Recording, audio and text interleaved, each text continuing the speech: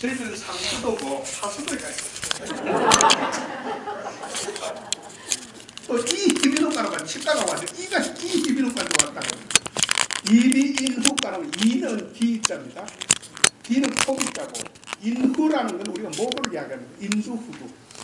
이의 질환을 보는 과가 이비인후과입니다. 우리가 가끔 그런 우스갯소리를 가끔 합니다. 이 세상에 가장 먼저 된 가장 처음 외과 의사가 누구냐? 하나님이라고 이야기합니다. 왜? 하나님이 아담을 살짝 재워놓고는 갈빗대를 빼서 하와 이불을 만들었다. 그래서 하나님께서 맨 먼저 외과 의사다. 저는 조금 더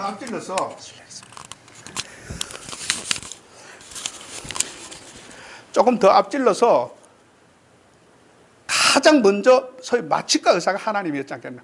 살짝 재웠으니까.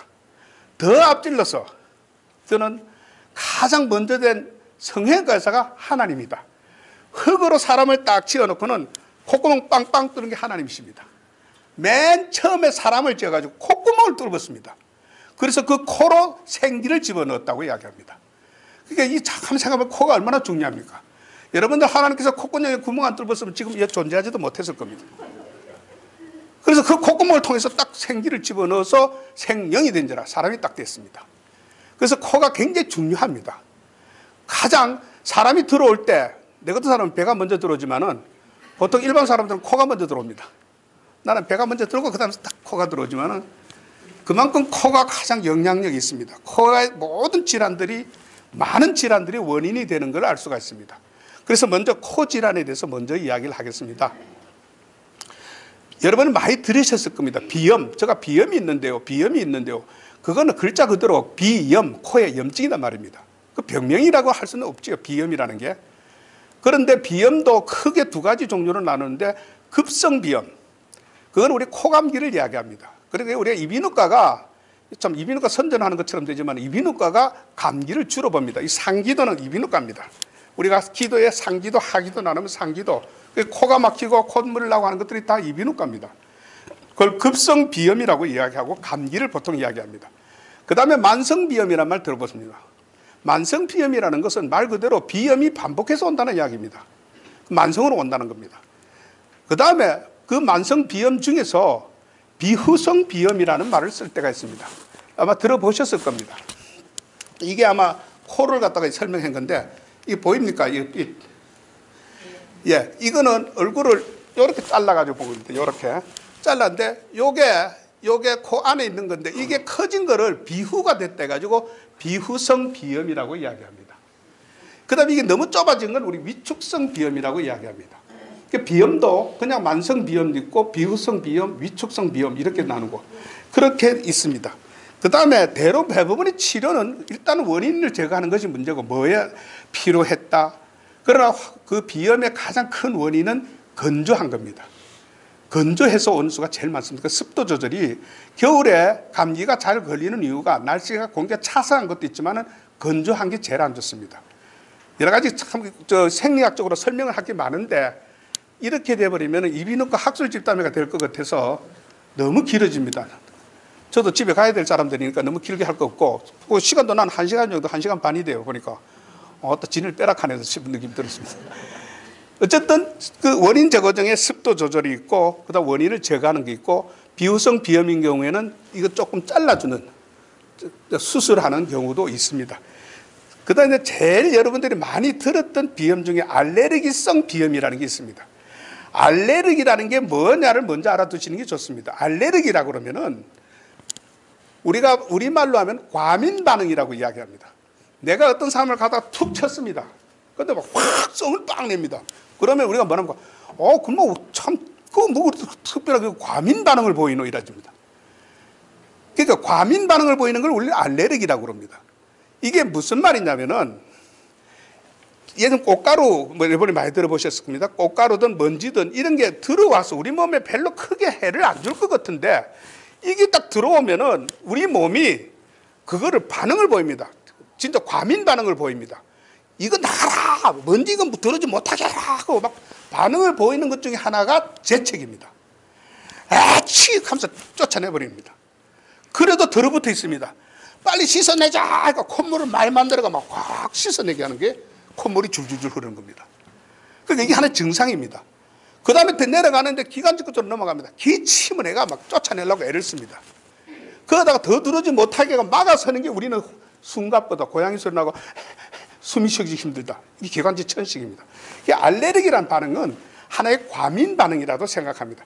우리 몸에 해롭지도 않은데 지가 해롭다고 느껴지는 걸 우리는 과민 반응이라고 이야기합니다. 가끔 들어보셨습니다. 면역치료라는 거는. 면역치료라는 것은 그 과민 반응을 감작시켜준다. 좀 덜하게 해준다. 내가 가다가 툭 쳤는데 어떤 때로 빨딱 썩는 거 썩나든지 그 다음날가 또 탁 쳤습니다. 에이 하지 마라. 또 툭 쳤습니다. 하다가 좀 툭 치면 아무 말도 안 합니다. 그러면 내가 가서 하는 말이 인자 절만 면역이 생겼네 이랍니다. 이게 알레르기 치료입니다. 면역이 생기도록 하는 거예요. 자, 그런 알레르기성 비염의 가장 특징적인 게 아까 이야기했습니다. 재채기, 또 물 같은 콧물, 또 코막힘, 혹은 가려움증, 막 이런 데 가려움증이 있습니다. 혹은 다른 데 가려움과 같이 잘 생깁니다. 눈이 가렵다, 또 기관지 천식이 온다, 피부에 막 건지럽다, 이런 여러 가지 증상 들어왔을 때 우리는 코감기보다는 그거는 알레르기성 비염이라고 이렇게 진단을 붙입니다. 그렇게 알고 계시면 됩니다. 알레르기성 비염은 크게 두 종류가 있습니다. 계절적으로 일어나는 알레르기성 비염이 있고 비계절성, 조금 어렵게 말해서 통년성, 일본 사람들 만든 글인데 알레르기성 비염이 있습니다. 계절성 알레르기성 비염은 어떤 거냐면은 그 계절에만 생기는 겁니다. 봄이 되면은 꽃가루 날립니다. 꽃가루 오면 그 꽃가루에 대한 알레르기를 보여서 그래서 꽃가루병이라고도 합니다. 또 조금 고상하게 해서 고처열, 여러 가지 말입니다. 그거는 그 꽃이 피는 그 시기에만 나타납니다. 이럴 때 주로 보면 마스크를, 요새 뭐 미세먼지 때문에 안 그래도 마스크를 많이 쓰고 이랬지만 마스크를 쓴다, 안경을 쓴다 이런 식으로 해가지고 이거는 그 계절에만 생깁니다. 근데 비계절성 알레르기성 비염이라는 거는 계절하고 관계없이 1년 내에 올 수 있다는 것입니다. 그래서 통년성 알레르기성 비염이라고도 이렇게 합니다. 그게 제일 많은 원인이 진먼지입니다. 진먼지 중에 진먼지가 안에 살고 있는 게 뭐냐면 진먼지 진드기라고 있습니다. 이게 우리 눈에는 보이지 않습니다. 현미경으로만 보입니다. 그래서 진먼지 속에 살고 있는 진드기가 우리 알레르기성, 계절하고 관계없이 1년 내에 일으키는 원인이 제일 많이 된다는 겁니다. 그래서 그 진먼지 진드기가 무엇을 주로 먹고 사느냐 하면은 우리 몸에서 떨어져나온 피부에 박리된 이런 것들 가지고 주로 먹고 삽니다. 그래서 사람 몸이 피부가 접촉되어진 그 부위에 진먼지 진드기가 많이 삽니다. 그래서 침구류, 뭐 벽에, 또 뭐 카페트, 소파, 이불 이런 것들에 진먼지 진드기가 참 많습니다. 그래서 그거는 게 주 원인이다 이렇게 알고 있어서 그래서 진먼지 진드기를 죽이는 방법 중에 제일 뭐 약도 나오고 하는데 그거 별로 안 통합니다. 근데 제일 좋은 거는 햇볕 소독입니다. 햇볕에 말리는 게 제일 좋고 그 진먼지 진드기는 좀 건조하면 좀 줄어들기 때문에 말려버리는 거. 그래서 그 다음에 소재기도 요새 하도 청소기도 좋은 종류들 많이 나오는데 옛날처럼 빗자루 가져오는 거 별 의미가 없습니다. 빗자루 가져오는 이 먼지 진드기를 일로 보내고 이걸 일로 보내는 역할밖에 안 되기 때문에 진공 소재기로 없애버리는 거. 또 요새 약들도 먼지 진드기 죽이는 약하고 이런 거 나오는데 어쨌든 그런 게 주 원인이다. 그 다음에 곰팡이 종류 혹은 우리 개에서 생기는 비듬이나 개털, 고양이 털. 그 다음에 음식 같은 것 중에서도 뭐 닭고기다 근데 그런 종류는 본인들이 다 잘 압니다. 애들이 저는 시금치를 안 먹으려고 그래요. 그거는 시금치 지가 뭔가 불편해서 그렇습니다. 억지로 먹일 필요 없습니다. 그렇게 억지로 먹이다 보면 두드러기 같은 거 잘 생깁니다. 두드러기는 피부에 오는 알레르기입니다. 그렇게 알고 계시면 좋겠습니다. 치료는 일단 원인을 밝혀지면 원인을 피하는 게 가장 좋습니다. 나는 닭고기만 먹으면 두드러기 나고 큰일 납니다. 닭고기 먹지 마세요. 그 방법이 최고입니다. 근데 사람들이 요새 개 비듬에서 개 털에서 알레르기 생기는데 제일 좋아하는 게 개다 이래버리면 자꾸 골치 아픕니다. 그런 사람 많이 있어요. 개는 버릴 수 없다 이렇게 합니다. 개는 버릴 수 없다. 지 몸이 벌어지는데도 버릴 수 없다. 그런 우스갯 이야기 있잖아요. 지하철 타고 가는데 어떤 아저씨가 개를 어떤 아가씨가 개를 턱 갖고 타니까 아저씨가 딱 하는 말이 경상도 사람 무슨 개새끼가 여기 지하철을 같이 탔노 이래. 그러니까 아가씨가 어머 우리 아가야를 왜 개새끼라고 그래요? 그 아저씨 하는 말이 아이고 죄송합니다. 어쩌다가 개를 낳았는겨 하는 거예요. 어쨌든 그런 사람도 있습니다만 어쨌든 주로 그런 생활 속에 접촉하는 것들이 주 원인입니다. 그럼 치료는 어떻게 해요? 제일 문제가 치료죠. 사실은 근원적인 치료는 없습니다. 혹시 신문이나 TV나 이런 데 뭐 치료 저는 그렇게 이야기합니다. 99.9%는 가짜다.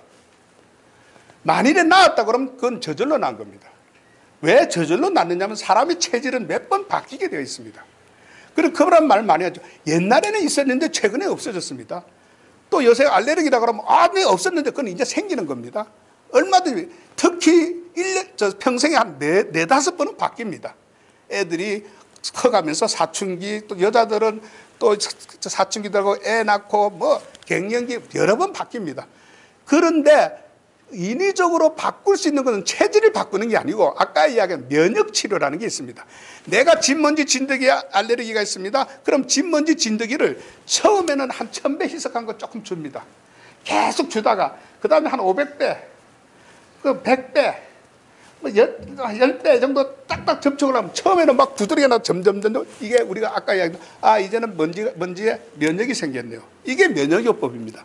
근데 이게 몇 년씩 걸리죠.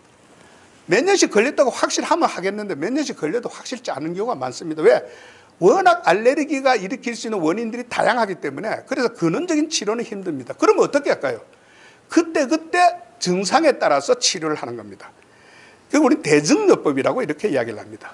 그래서 콧물 나는 약 아마 여러분들 약국에 가면 많이 씁니다. 알레르기에 먹는 약들 다 뭐 항히스타민제, 감기약 또 그런 약들을 또 중에서도 1차, 2차, 3차 이런 게 1세대, 2세대, 3세대 나누는데 먹으면 굉장히 깔아앉고 졸음 오는 거, 입이 바짝바짝 타는 거 불편하면 불편한 대로 이야기를 해보시죠. 약을 다 바꿔줄 수 있습니다. 맞춰서. 그 다음에 스테로이드 호르몬제 뭐 쓰는 약들은 많이 있습니다. 코에 뿌리는 거. 그 다음에 수술요법을 한창 많이 했는데 최근에는 잘 안 합니다만은 레이저가 처음에 나와가지고 레이저 가지고 수술하면은 알레르기가 치료되는 것처럼 저도 그래서 처음에 안 사놔놓고 하다가 사놨는데 이제는 안 합니다. 왜냐하면 근원적인 치료는 아닙니다. 증상은 좀 완화시킬 수 있습니다만 어느 정도 지나고 나면 또 생길 수 있기 때문에. 그래서 그거는 원인을 본인이 찾고 앞서 이야기한 대로 가능한 한 원인이 접촉 안 되도록 꽃가루나 그래서 접촉 안 되도록 먼지도 접촉 안 되도록 그 다음에 안 되면 대증요법. 수술은 구태여 할 필요는 없습니다. 그런데 하고 나면 얼마 동안은 코가 뚫어는 줍니다. 뚫어는 주는데 그 근원적인 치료는 아니다는 걸 이렇게 알아두실 필요가 있습니다. 그 다음에 여러분은 많이 들었던 코 중에서 부비동염 하는 게 있습니다. 부비동이라는 게 뭐 어디냐면은 요겁니다. 요 부위. 요 부위를 우리는 부비동이라고 그럽니다. 부비동염이라고 그러면은 우리 축농증이란 말이 있습니다. 말 그대로 농이 축적된다. 농이 고인다. 이건 우리말이 아닙니다. 일본 사람들 만든 병인데 우리는 부비동염이라고 그러고 사람에서 부비동이 자 여기에는 상악동, 상악 저 위에 턱에 있는데 상악동 여기는 우리 눈하고 사이에 저 사골동. 자 다른 그림 한번 봅시다.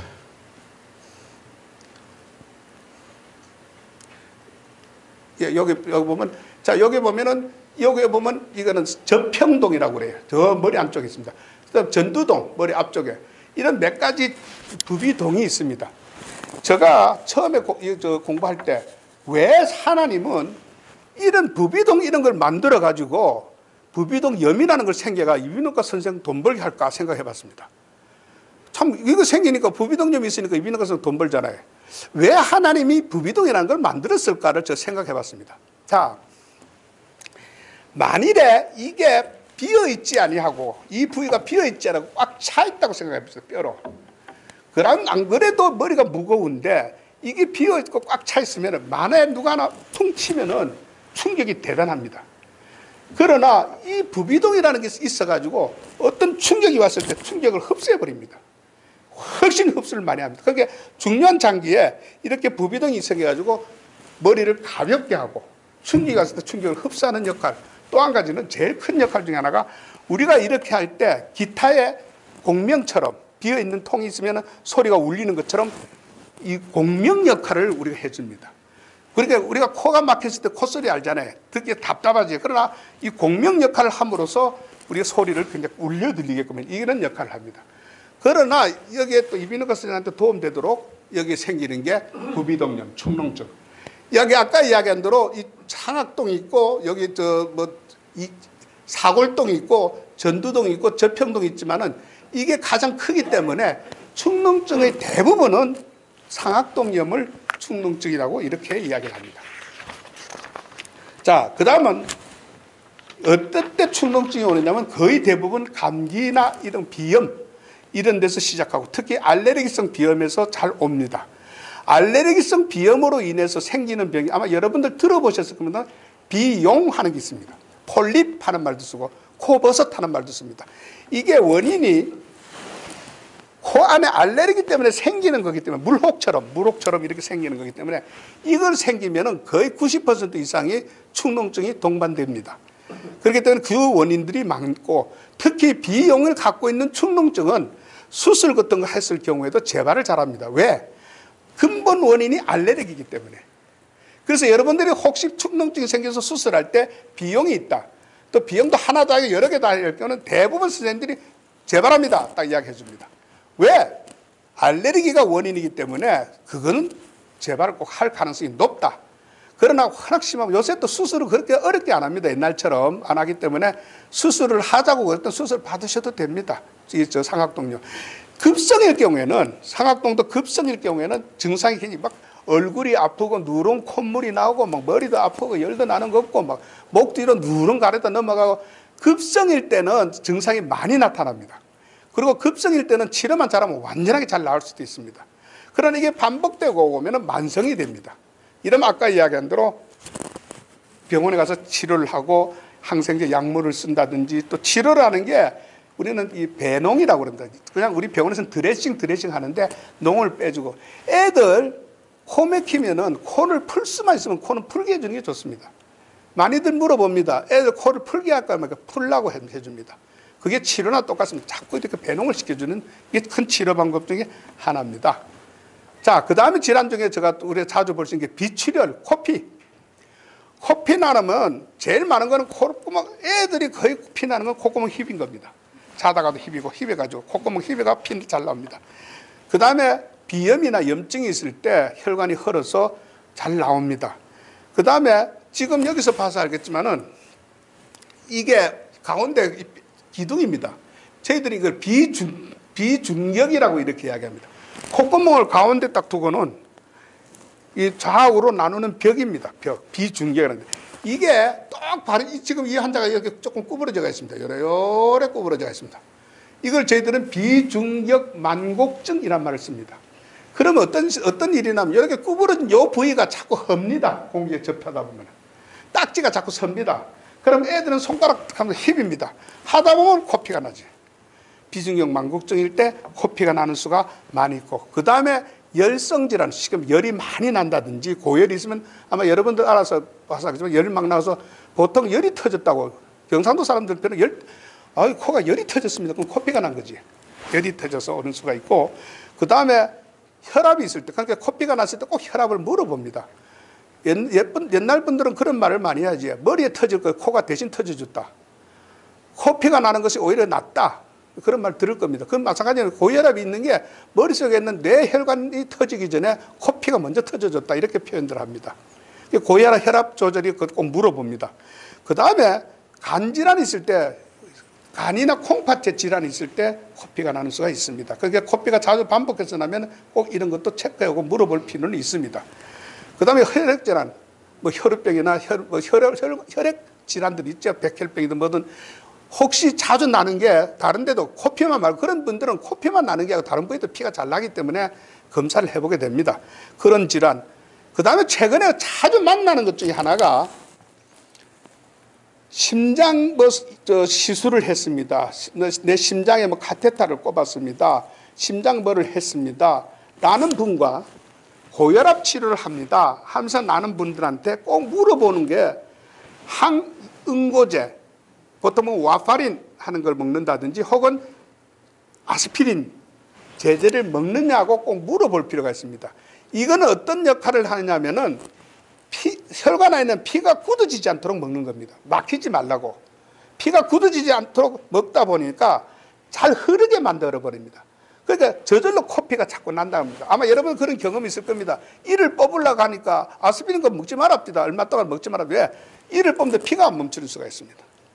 그러면서 잘못 손대나 놓으면 피가 잘 안 멈춰서 고생을 합니다. 이런 경우에 자연스럽게 코피가 나는 수가 많습니다. 꼭 체크를 해보고, 혹시 여러분들이 병원에 갔을 때 코피가 났을 때 의사가 아스피린 먹습니까? 어떤 사람은 안 먹습니다. 아스피린이 인지 아닌지 압니까? 모릅니다. 그럼 모릅니다라고 해야 될 건데, 자기가 안 먹습니다 해버리면 참 딱 숨이 딱 막힙니다. 아스피린이 뭔지도 모르고. 그럴 때는 가서 이야기합니다. 혹시 이걸 처방을 해준 선생님한테 가서 물어보십시오. 이비인후과 가니까 아스피린을 먹더냐고 물어봅니다. 그러면 뭐라고 이야기할 겁니다. 그러니까 이런 경우에도 제가 이야기하는 거는 저는 개업의사이기 때문에 가장 흔히 묻고 대답하는 질문들을 제가 이야기하는 겁니다. 학술적인 이야기들이 아니고. 그래서 이걸 분명히 알아두실 필요가 있고, 그 다음에 대부분 애들이고 필요해서 코피 나는 게 어느 부위에 나느냐면은, 자, 다음 한번 그림 봅시다. 아니, 전체 그림 보면 내가 이거 이랄 건데. 예, 자, 요거 봅시다. 예. 아까 비중격이라고 했는데, 이 가운데, 이겁니다. 이거 가운데 나눴을 때 요 면을 보는 겁니다. 벽을 보는 겁니다. 요 부위에, 비중격의 전하부에, 요 부위에 거의 한 90%가 코피가 여기서 납니다. 그리고 여기가 제일 혈관이 많이 나가 있습니다. 혈관이, 이 동네는 혈관이 무슨 그물망처럼 딱 되어 있습니다. 거의 대부분 다 동맥 쪽입니다. 그러니까 거기는 건너면 피가 많이 납니다. 애들이, 어른이든 피는 일단은 여기가 제일 많이 납니다. 그 우리는 이름을 붙여 리틀스 에리아라고 뭐 키젤바우 플렉스스, 일부러 한번 이런 이야기 합니다. 진짜 그렇지 고상하게 드리려고 내가 한번 말을 합니다. 리틀스 에리아 이렇게 하면 뭐가 겉이 비지야. 어쨌든 콧구멍 요 앞 하단부에 많이 난다. 그러면 어떤 일이 내가 이걸 이야기하느냐면은, 집에서 코피 난다 어떻게 할까요? 라고 묻습니다. 일단은 아무것도 없다. 그러면 이 코바퀴를 잡으시오. 콧망울을 딱 잡아가지고 딱 누르고 앞으로, 보통 보면 재치다 딱 재치 넣으면 꿀떡꿀떡 먹어가지고 피를 꿀떡꿀떡 먹습니다. 아까운 피 뭐 쏟아, 아니 그거 먹어놓으면 꼭 토하게 되어 있습니다. 애꼬바가. 그러면 어떤 일이 일어나느냐면은 꿀떡꿀떡 토하면 지안이 위에 있는 것까지 피하고 딱 섞어 놔놓으면 꼭 와서 하는 이야기가, 얼마나 쏟았길래 한 도라만 더 쏟았어. 한 대야 쏟았습니다 하고. 왜? 지붕하고 토해가 섞어 놔놓고 벌었지. 절대 뒤로 채치지 마십시오. 자꾸 먹습니다. 그러니까 가능한 한 앞으로 숙여서 아무것도 없으면 이것만 잡고 한 10분 있어 보이세요. 한 10분. 10분 못 있습니다. 보통 한 6, 7분 정도 있어야 굳어진다 생각하면 10분 정도 있다 생각하는데, 어떻게 하느냐면은, 소미들 뭐든 막으라면 엄마들이 하는 게 그겁니다. 막았다가 탁 빼고, 됐나 아이고 또 나네, 또 막아라. 됐네, 또 막아라. 자꾸 상처만 주는 겁니다. 못 참지. 그건 못 참습니다. 한 1분도 못 참을걸요. 그렇기 때문에 지겠다 할 정도로 애들이 죽겠다 할 때까지 딱 눌러놓고 있으세요. 안 되면 요 한쪽에다 딱 눌러가 있어요. 본인 코피 날 때도 그렇게 하세요.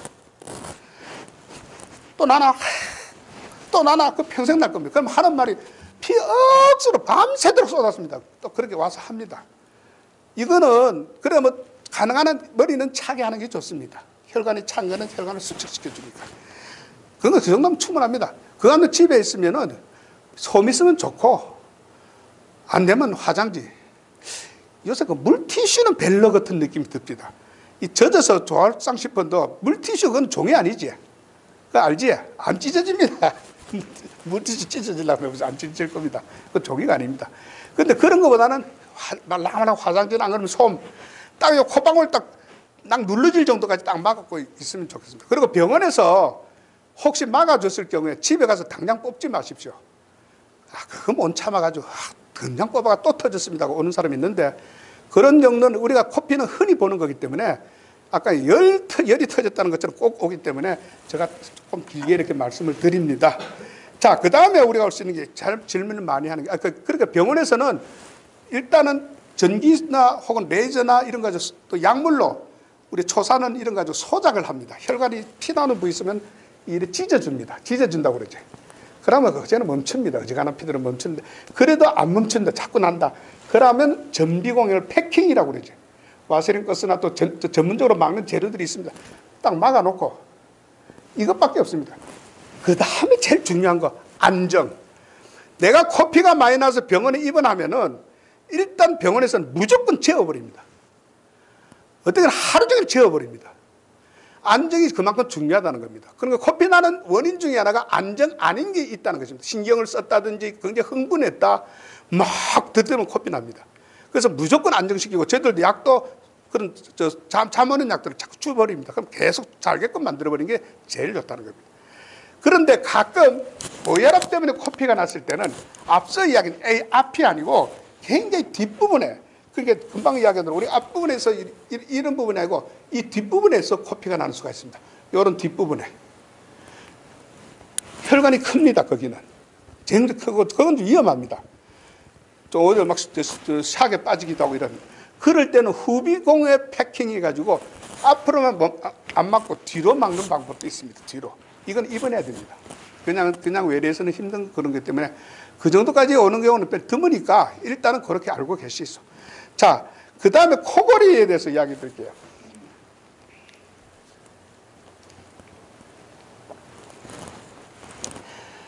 옛날에는 이 코골이에 대해서 별로들 집중을 안 했는데 최근에는 굉장히 방송에서나 또 이런 언론에서 코골이가 뭐 심장이 안 좋다, 수면이 어떻다, 뭐 별의별 걸 너무들 이야기하니까 사람들이 굉장히 예민해져 있습니다.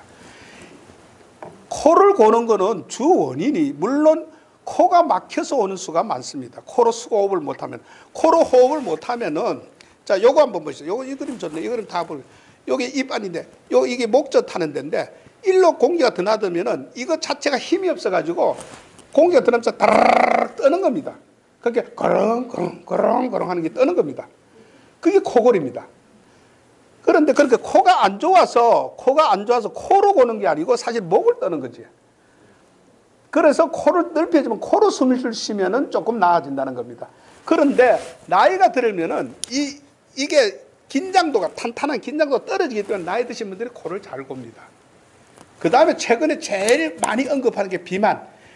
맨 처음 만일에 수면 클리닉 가지고 수면 코골이 물어보면 거기서 대부분 먼저 살 빼세요. 먼저 합니다. 이게 눌러진다. 살이 쪄가지고 이 좁아져가지고 안에가 살 때문에 좁아져서 울려서 그렇다는 겁니다. 그런데 저는 그렇습니다. 제가 병원을 처음에 뒤쪽으로 조금 단쪽으로 옮기면서 전혀 수술을 요새는 안 하기 때문에 단지 내가 권하는 거는 쉽게 너무 수술하려 하지 마라부터 시작해서 코를 고는 거는 수술을 하면 좋아하는 집니다. 근데 사실 많은 사람들이 수술하고 나서도 곱니다 소리를 많이 듣습니다. 근데 병원에서 그것마저 없애려고 하다 보면 이 코골이 수술이라는 게 뭐냐면은 요걸 좀 째주는 겁니다. 넓혀주는 겁니다. 잘라가지고.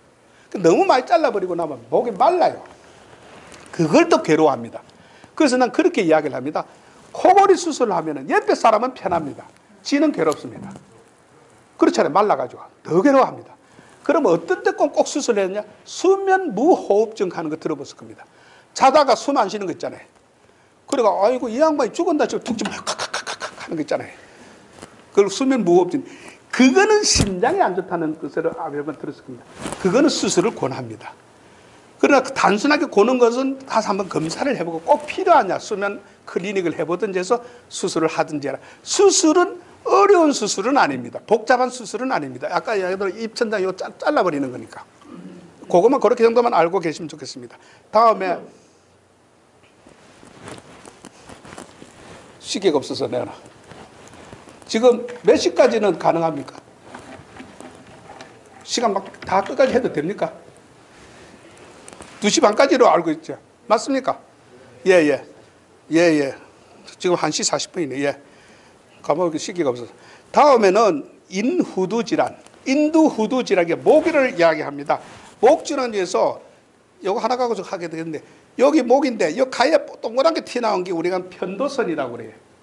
편도선, 도자가 복숭아 도자입니다. 복숭아를 반쯤 딱 잘라놓은 모양으로 해가 편도선. 편도선이라고 합니다. 편도선염 아마 많이 들어보셨을 겁니다. 편도선염. 보통 보면 환자들도 스스로 지가 진단 내려옵니다. 편도선염이 해가 왔습니다. 하는데 목 아프면 다 편도선염이라고 하죠. 이 편도선염이 물론 많습니다. 급성으로 오는 편도선염은 많이 아프고 열이 많이 납니다. 많이 나면 39도, 40도까지도 열이 납니다. 그리고 들여다보면 편도가 커가지고 염증이가 고름이 줄줄 나오고 막 흰 백태가 끼고 고생을 억수로 합니다. 그리고 더 끼면 편도 주위로 고름이 번져가지고 편도 주위 농양 이런 것도 있습니다. 그런 병들이 있는데 어쨌든 급성으로는 여러분도 거진 다 한 번씩은 알아봤던 질환입니다. 만성 편도선염이 있습니다. 이거는 급성이 반복적으로 온다는 거죠. 자주 아프다는 겁니다. 혹은 본인 생각에 자꾸 목에 뭐가 걸린 것처럼 느껴집니다. 그래, 뭐가 있다, 뭐 자꾸 이렇게 자주 오다 보면 만성 편도선염이 있습니다. 치료는 주로 약물입니다. 그러니까 뭐 아까 이야기한 대로 아프면 진통제, 염증 있으니까 항생제, 소염제 뭐 그런 겁니다. 약이라는 게 다 그래가지고 시간 좀 지나고 또 하면 또 낫습니다. 그 다음에 수술을 하는 경우 있어요. 편도선 수술이라는 걸 아마 많이 들어봤습니다. 편도선 수술이라는 게 다른 게 아니고 이 앓는 이 편도를 그냥 통째로 싹 긁어내면 적출이라고 그러죠. 싹 소리내면. 이 양쪽에 요걸 하는 걸 우리 편도선 적출술, 편도선 수술이라고 합니다. 제일 많이 듣는 질문. 수술을 하는 게 좋습니까? 안 하는 게 좋습니까? 이런 질문을 많이 듣습니다. 최근에는 별로 그렇게 질문 안 해도 옛날에는 그 질문을 참 많이 했습니다. 그래서 소아과 선생님들은 가능한 한 수술하지 마라. 다 그게 우리 몸에 면역을 일으키고 면역을 지키고 우리 몸에 좋은 거라고 지켰는데 그거 수술하지 마라. 또 이비인후과 선생님들은 수술해라. 그럼 와가지고 할까요 말까요 물어봅니다. 수술을 언제 하느냐를 제가 말씀드릴게요. 일단은 자주 아프면 수술하라고 그럽니다. 이거 툭 하면 아픕니다. 그러면 내가 물어봅니다. 툭 하면 아픈 게 얼마나 정도 자주 아픕니까? 저희들이 책으로서 봐서는 1년에 한 4번 이상 있으면 자주란 말 씁니다. 그럼 보통보다 그보다 더 자주 아프다고 그러지. 그럼 내가 수술하세요 그럽니다. 자주 아플 경우에 수술하라고 그러는데 왜 자주 아프는 게 안 좋으냐면은 병소감염이라고 있습니다. 이거 조금 어려운 말인데 이 편도선염을 자주 앓다 보면은 편도선이 문제가 아니고 그걸로 인해서 심장에 이상이 옵니다. 그걸로 인해서 신장에 이상, 콩팥에도 이상이 올 수 있습니다. 신장염, 심장염, 혹은 관절, 류마티스, 관절염, 혹은 여기에 임파선염 이런 다른 소위 병소감염이 생겼을 때는 수술을 권합니다. 그게 병소감염이 뭐냐면 편도선으로 통해서 균이 들어와 균 독소가 다른 데서 가서 병을 일으킨다 이 말입니다. 그런 경우에는 꼭 수술을 우리가 권할 수밖에 없습니다. 저는 그렇게 생각합니다. 편도가 가장 우리 몸에 좋은 역할을 합니다. 딱 입구에 딱 서가지고 여기에 어떤 역할을 하면 세균을 막아줍니다. 면역을 딱 입구에 서가지고 나쁜 균 오는 거 딱 지키려고 있습니다. 그렇기 때문에 몸의 컨디션이 안 좋다, 감기 온다, 피로하다 뭐 하다 보면 지가 딱 염증이 생기겠지. 그런데 염증을 생기는 것 자체는 우리 몸을 보호하는 건데 생길 이유도 아닌데 자꾸 생긴다고 생각합시다. 저는 그걸 그렇게 예를 듭니다. 집에 개 키우는 건 도둑을 잡으려고 키웁니다. 그래서 도둑을 잡으려고 키우는 것보다 도둑을 지키려고 키웁니다. 그런데 자꾸 도둑이 오지도 않았는데 맨날 짖어쌌고 맨날 다른 사람 물어쌌고 지나간 사람 물어가서 말썽이 그게 키우겠습니까? 못 키우잖아. 그거나 똑같습니다. 무슨 병이 있어서 문제가 되는 게 아니고 병도 없는데 툭 하면 아프고 툭 하면 아프고 일로 균이 들어가 다른 병 생기고 결국 수술을 하는 게 좋다는 것입니다. 그 다음에 커서 해야 되는 수술은 어떤 경우냐면 애들일 경우에 너무 커서 밥을 못 먹을 정도다. 이래 보면 편도가 2개가 더 붙어가 있는 경우가 있습니다. 그럴 경우 수술하라고 그럽니다. 그러면 어떤 때 보통 수술을 하냐면은 3살 이상만 되면 수술합니다. 만으로죠. 만 3살 이상. 왜? 3살 이하도 할 수는 있지만은 마취에 문제가 있기 때문에. 근데 애들은 제일 두려운 게 전신 마취를 한다는 바람에 애들 안 하려고 그러는데 자주 이래 앓으면은 수술해 주는 게 좋습니다. 발육장애도 있습니다. 자꾸 이거 입맛 떨어지고 애가 꼬랑꼬랑 안 큰다. 그래가 해서 또 자주 아프다. 그러면 수술해라고 저는 권합니다. 큰 수술 아닙니다. 이비인후과 선생들이 이비인후과 선생을 하면서 가장 먼저 배우는 수술 중에 하나가 편도선 수술입니다. 1년차 들어와서 가장 먼저 합니다. 그래서 편도선 수술 하기 딱 시작하면 우리는 이제는 진짜 1년차가 됐다 이거 한탕 냅니다. 그만큼 제일 많이 할 수 있고 쉬운 수술이라고 생각합니다. 어려운 수술은 아닙니다. 너무 거창하게 생각할 필요는 없습니다. 그런데 이제 편도선하고 같이 알아둘 것 중에 하나가 아데노이드라는 게 있습니다.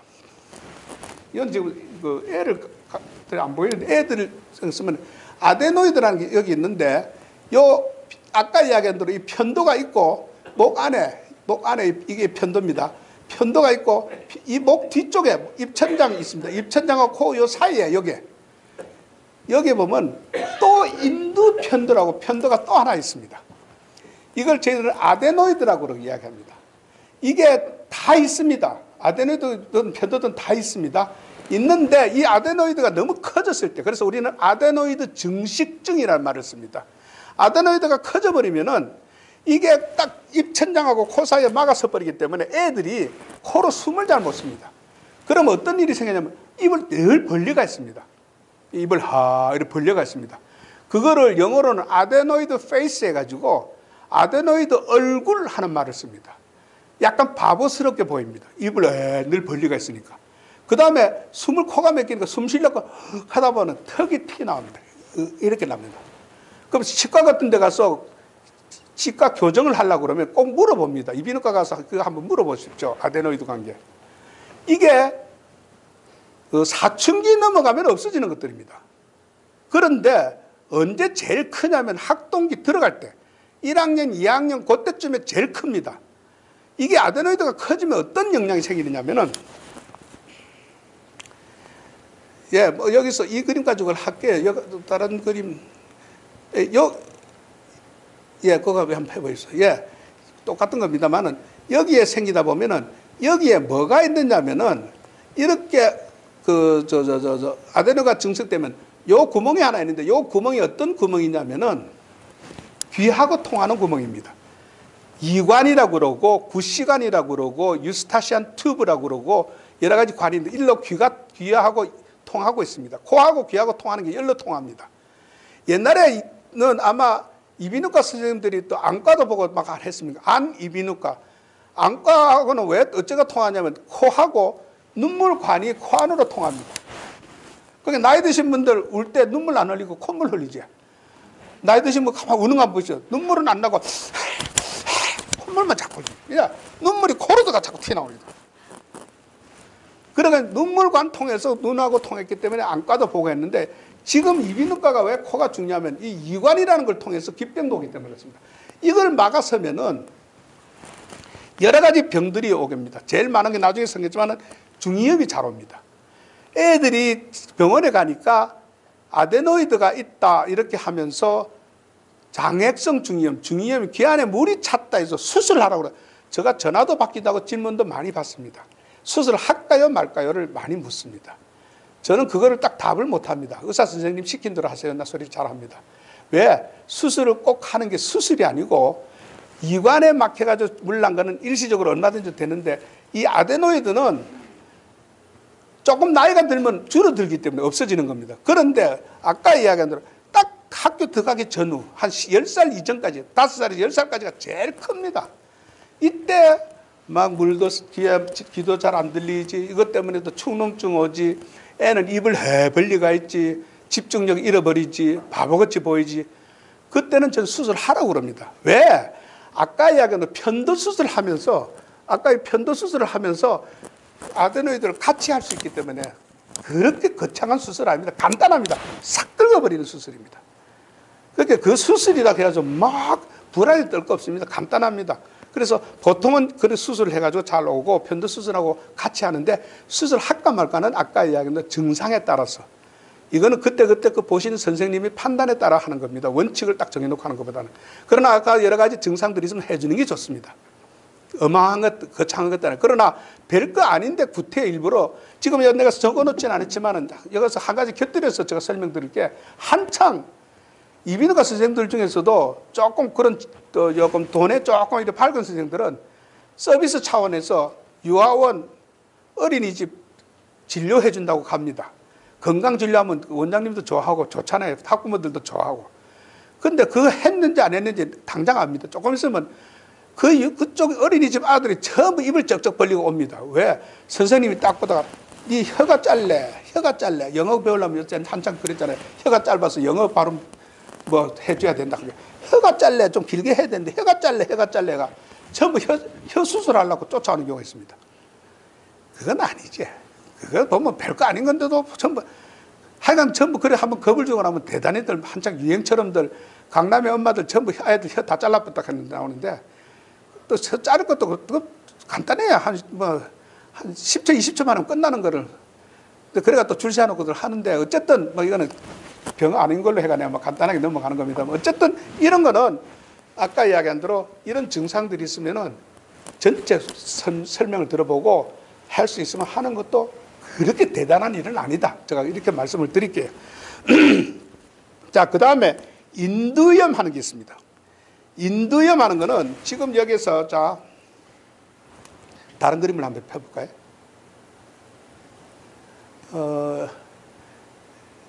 예, 아까 요것도 좋습니다. 예.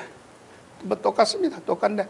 예, 여기 보면은 이 우리가 목을 보면은 이 목젖이 있고 여기서 편도 있으면 요거 뒷부분이 인두고 그러니까 요 코하고 목하고 넘어가는 요 부위가 우리는 인두라고 그럽니다. 이 뒷벽이 인두라고 그럽니다.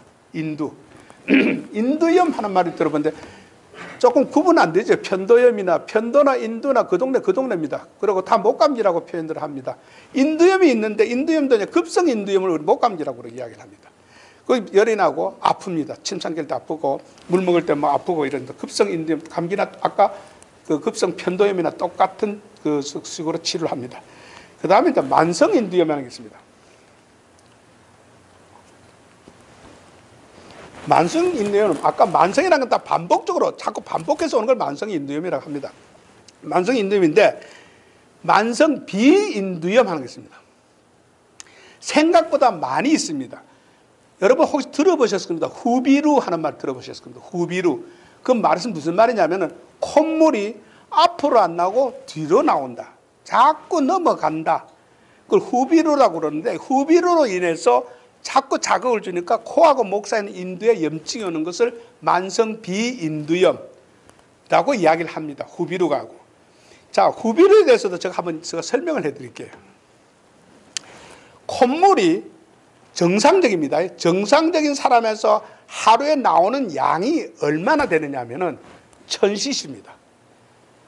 페트병 하나가 나옵니다. 1000cc가 콧물이 하루에 나오는 양입니다. 대부분 물론 증발도 많이 하겠죠. 그러나 그 많은 양들이 다 뒤로 넘어갑니다. 그렇기 때문에 코하고 목 사이가 우리가 늘 젖어 있잖아요. 쭉 타고 내리는 겁니다. 정상적인 사람은 그 많은 양이 넘어가도 못 느낍니다.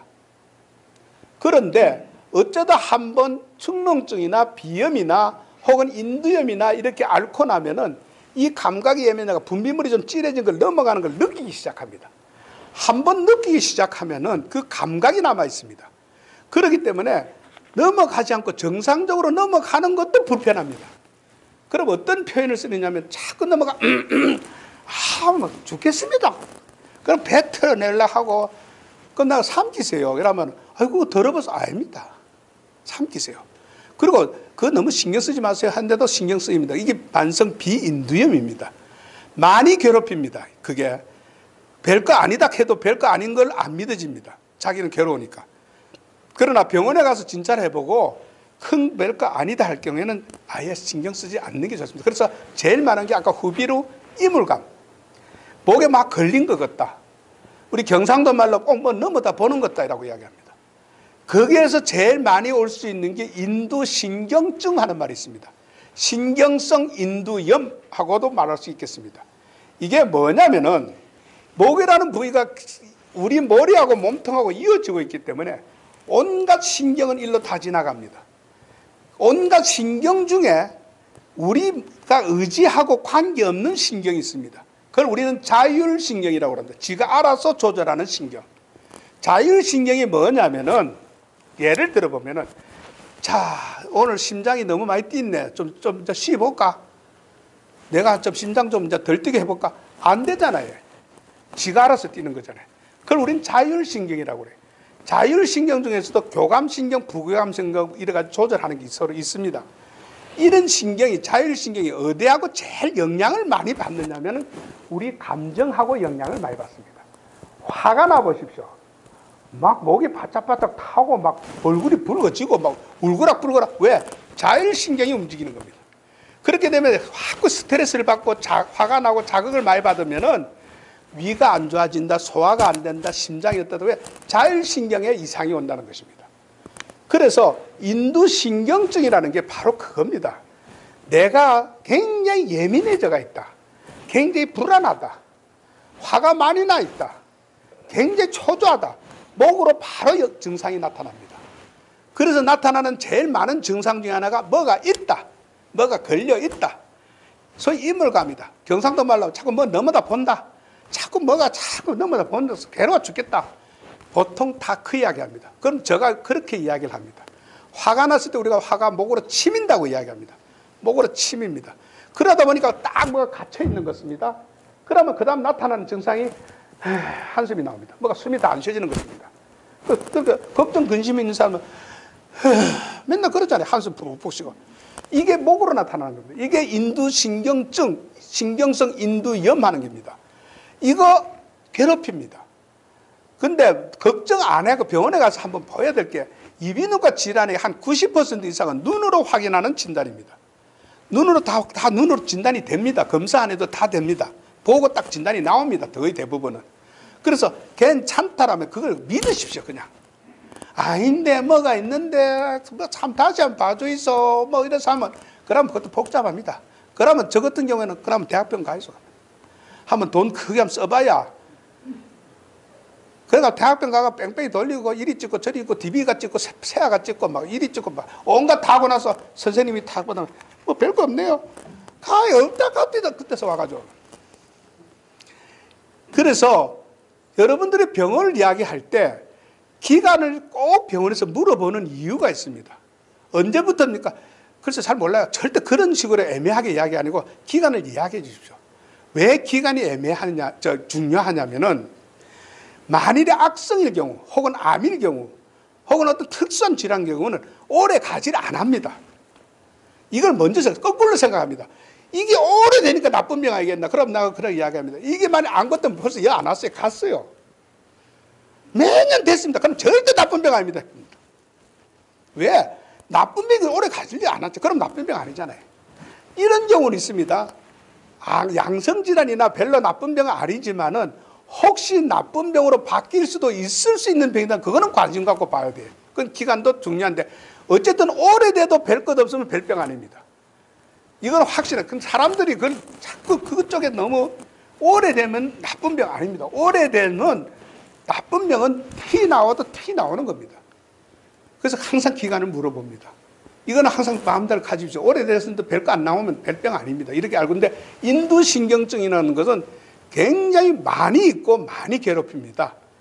자, 그 다음에 아마 여러분들 들어보셨을 겁니다. 역류성 식도염 하는 병 아마 요새 최근에 많이 들어봅니다. 이것도 최근에 좀 언급들을 많이 하는 질환인데 제가 느끼기에는 생각보다는 많습니다. 참 많습니다. 역류성 식도염이라는 게 뭐냐면은 이렇게 생각하시면 돼요. 자, 요게 우리가 밥을 먹으면은 우리가 여기 입이 여기 있으면은 밥을 이래 먹으면은 이게 혀입니다.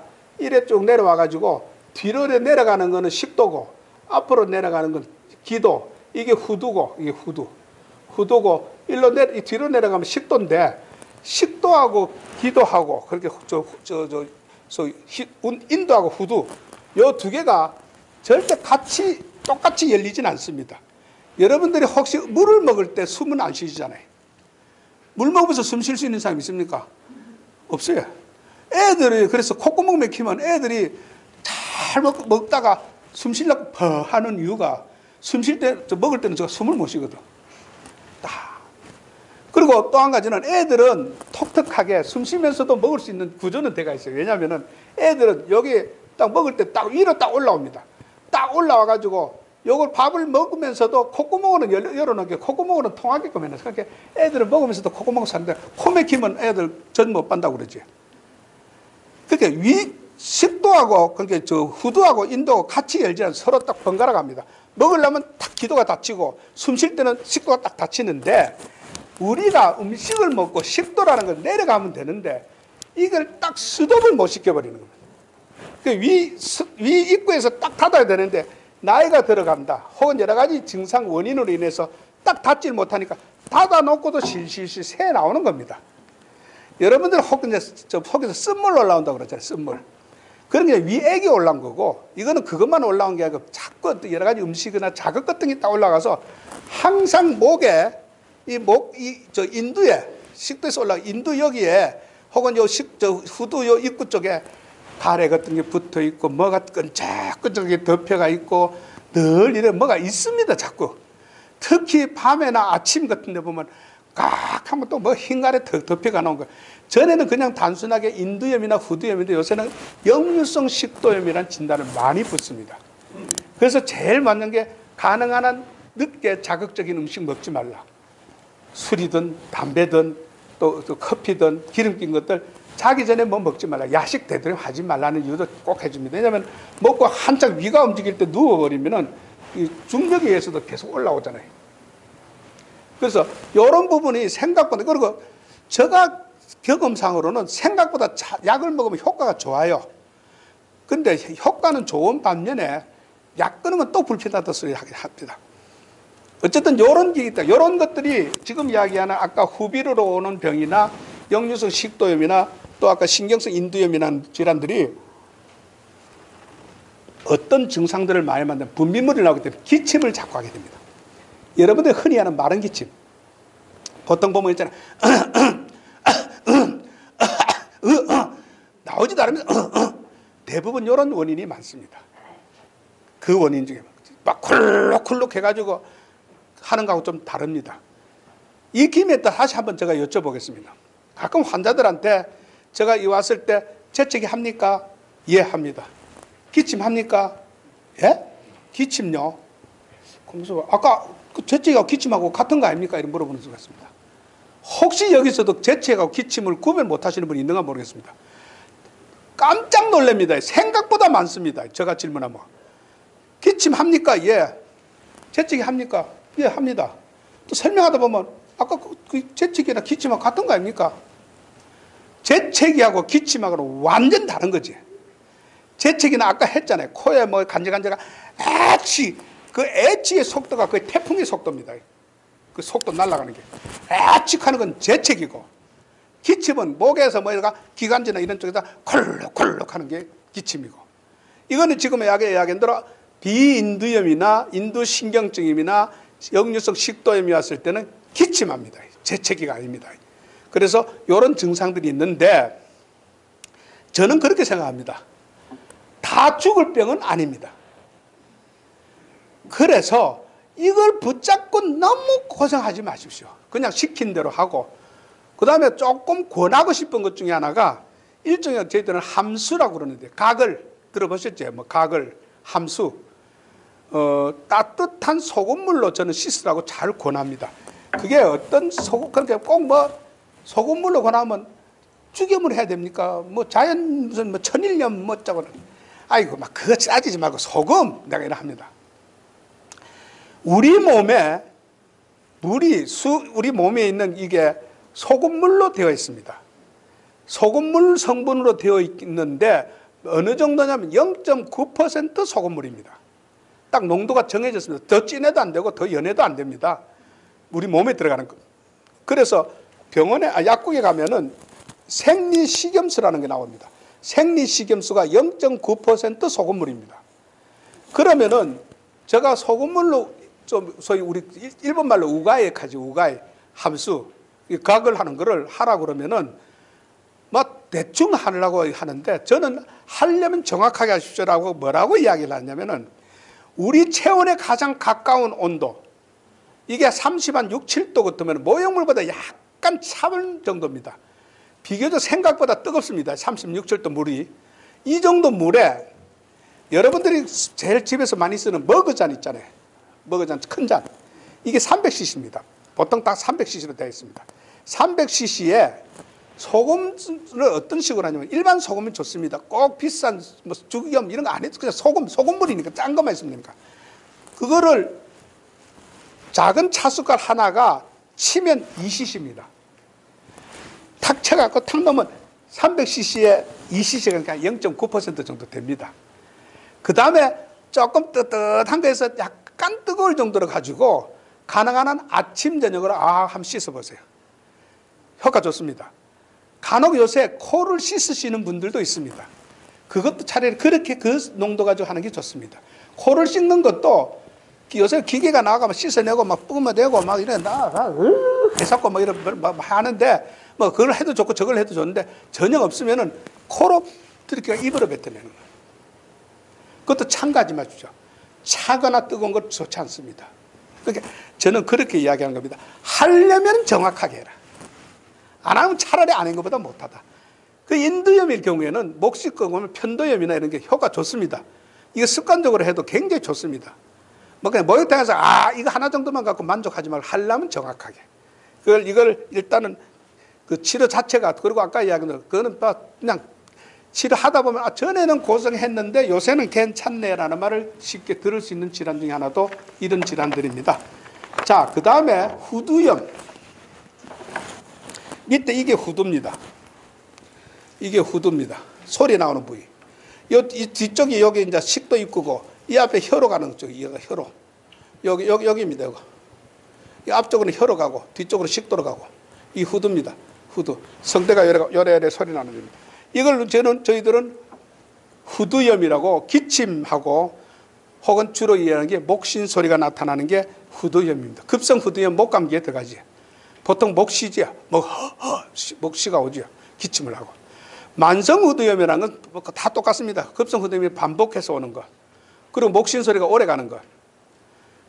그런데 그 중에서 여러분 들어보셨던 소리 중에 하나가 성대 결절하는 말을 들어봅니다. 성대 결절이라는 게 뭐냐면은 이 성대에 아마 이거 큰 그림 하나 있던데. 여기 있네. 이 성대에 여기에 움직이는데 이렇게 움직이는데 고함을 지르고 웅변을 하고 노래를 많이 하고 막 하면은 성대가 그냥 부드럽게 안 움직이고 탁탁탁 움직이게 됩니다. 성대가 탁탁탁 움직이게 되면은 태권도 선수들 맨날 이렇게 하면은 꾸덕살 생기듯이 성대에 꾸덕살 생긴 게 성대 결절이라고 그럽니다. 그래서 가수들 뭐 성대 결절 수술했다 뭐 이런 이야기 들으면 학교 선생님들 웅변하는 사람들 그럼 성대 결절이라는 게 바로 그겁니다. 그러니까 음성을 너무 과도한 음성, 남용을 했다 그러는데 과도한 음성을 썼다든지 이러면은 성대 결절이 생깁니다. 이런 자들한테 제일 우리가 주의할 거는 발성을 그렇게 크게 하지 말라. 노래 크게 부르지 말라. 너무 나는 우습게 생각합니다. 앵콜 받지 마이소 이러면 그 어찌 압니까? 노래 좀 하는 사람들. 내가 앵콜 받지 마이소 하면 지 노래 잘하는 그 어찌 압니까? 또 이 교회 다니시는 분들 있잖아요. 은혜 받은 목소리 알지? 은혜 받은 목소리 알지? 원장님 다 옵니다. 아이고 우cer에 요새 새벽 기도 며칠 했더만 그러면 은혜 받은 목소리. 그래서 내가 참 하나님 듣기 싫겠다. 그 목소리에 기도 소리 말라고 들으려고 하겠습니까? 시끄러워서 안 되겠다 내가. 그러니까 고함을 지른 그. 근데 성대 결절은 저절로 생긴 지 얼마 안 되면 낫습니다만은 앞서 이야기했던 크게 하지 말고 이거는 절대적으로. 그래 합창. 나 요새 교회 합창단에 교회 이야기하면 내가 좋아할 줄 알고 내가 교회 이야기 잘합니다. 내보고. 그래서 성가대 합창한다고 막 저거. 그럼 내가 립싱크만 해서 립싱크 넘칠 때 입만 크게 벌리서 쩍쩍 벌리면 됩니다. 하고. 안 그래도 요새 그리 합니다. 입만 쩍쩍 벌립니다. 하여간 음성을. 그 다음에 제일 안 좋은 거는 고함 지르는 거, 그 다음에 말을 많이 하는 거, 그 다음에 건조한 거. 그래서 물을 자주 마시라. 지금처럼 자주 마시면 됩니다. 이게 성대 결절이고, 그 다음에 기침을 많이 했다. 특히 담배를 많이 피웠다면은 이 성대에 생기는 성대 폴립 하는 게 있어요. 물혹처럼 두툼하게 부어 올린 게 있습니다. 이걸 성대 폴립이라고 그래요. 물혹. 또 물이 들어간 것처럼. 성대 물혹 생긴 사람들을 병원에 가서 수술하라고 그러면 병원에서 절대 바로 수술 안 합니다. 담배 피우면 담배 끊고 오라고 그럽니다. 주 원인이 담배입니다. 공기 탁하고 건조한 데서 생기는 겁니다. 이게 생각보다 많습니다. 여러분 들어보시면 저 사람 언제부터 목소리가 하면서 한다면 성대 폴립일 경우가 많습니다. 목소리도 발성도 굉장히 고함을 질러서 하는 사람들. 그러니까 수술도 하는 병이지만은 앞서는 담배 같은 거 끊으라, 그리고 기침 같은 거 치료를 하라고 그러고 제일 말을 적게 하라고 이렇게 먼저 이야기하고 여러 가지 그런 치료 방법들이 있습니다.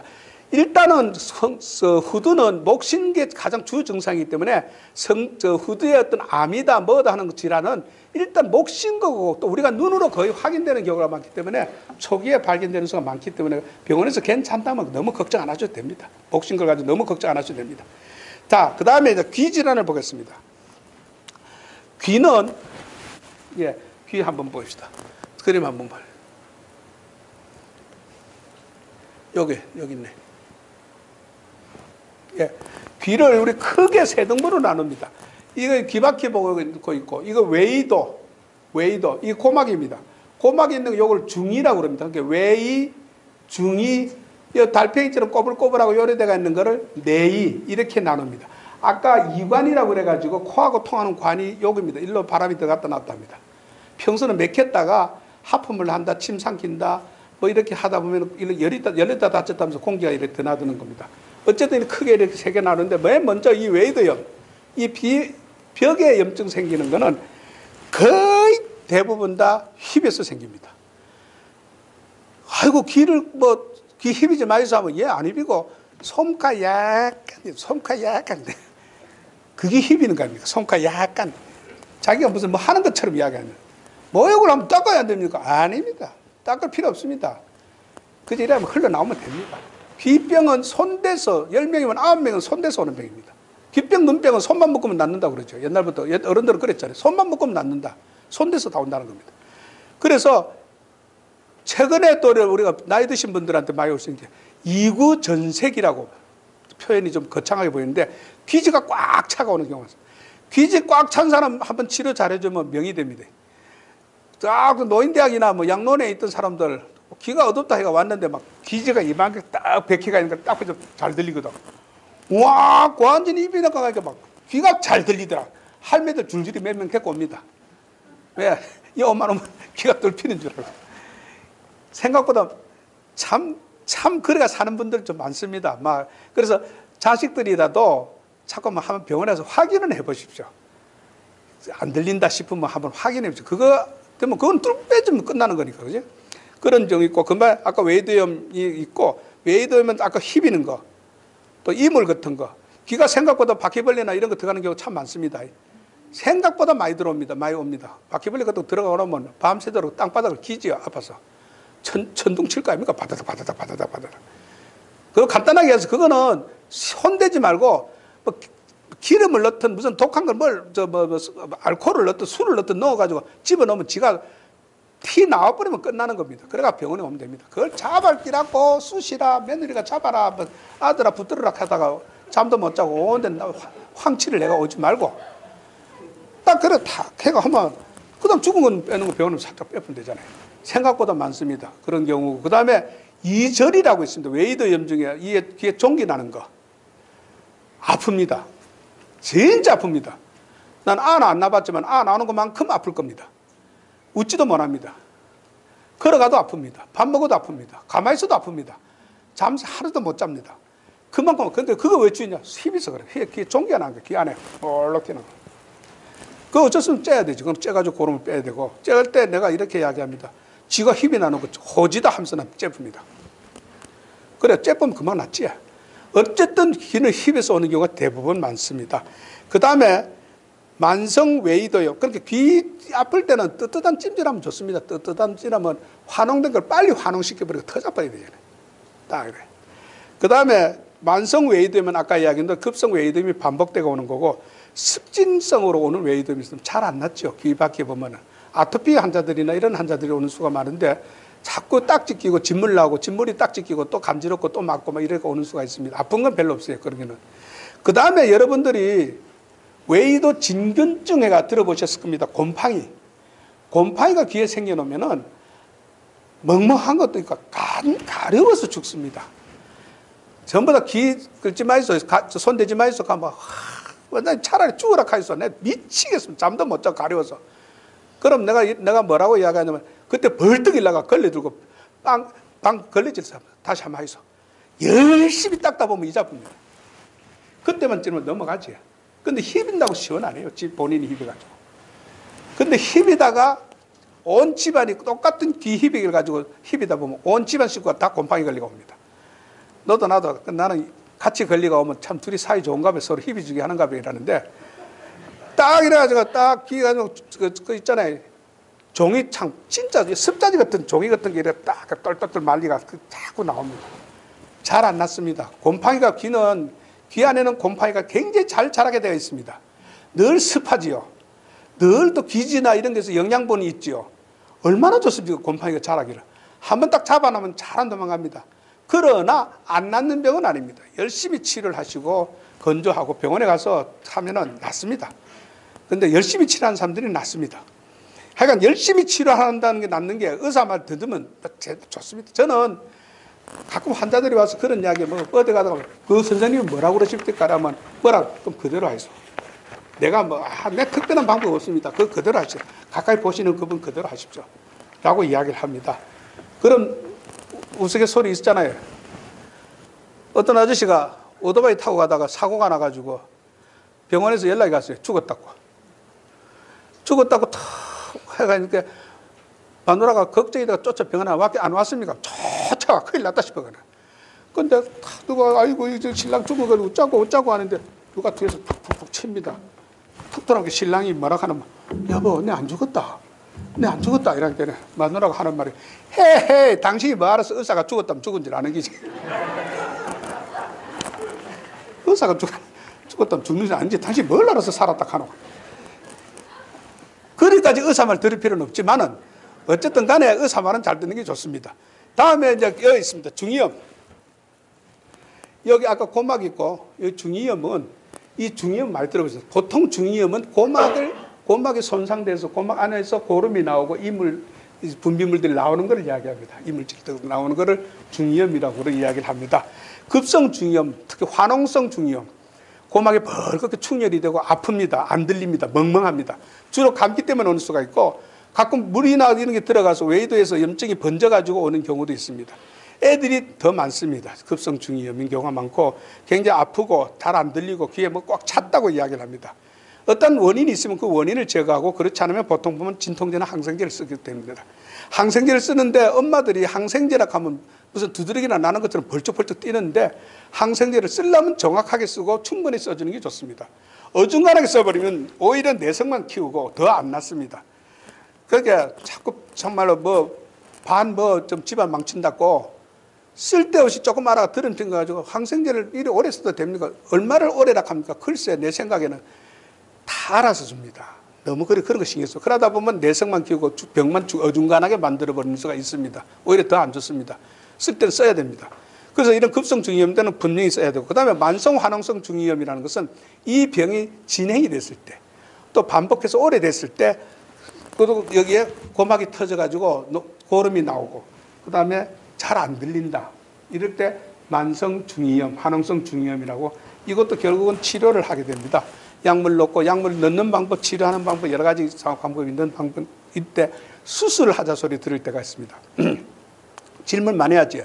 중이염 수술할까요? 할 때 근원적인 치료는 수술입니다.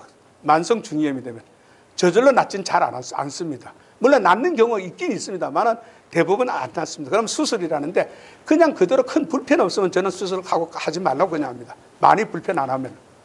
그런데 꼭 수술을 권할 때가 있습니다. 진주종성 중이염이라는 게 있습니다.